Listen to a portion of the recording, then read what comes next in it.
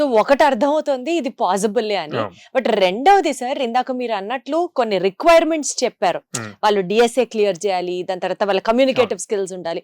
ఇవన్నీ కూడా code Gyan help చేస్తుందా నేర్పించడానికి? అన్ని ట్రైనింగ్ ఇస్తామండి. మీరు సింపుల్ తీసుకుంటే ఇప్పుడు టీసీఎస్ కానీ, ఇన్ఫిటిక్యూ అంటే ఇన్ఫోసిస్, ఈ ఎగ్జామ్స్ అన్ని కూడా ఆన్లైన్ ఎగ్జామ్స్. ఇవన్నీ సింగిల్ టైమ్ ఎగ్జామ్స్ ఉంటాయి. ఓకే, ఈ ఎగ్జామ్స్ లో ఒక లెవెల్ వరకు కోడింగ్ రాయగలుగుతా అంటే ఫస్ట్ రౌండ్ క్లియర్ చేస్తే గనక 3.6 LPA వస్తుంది.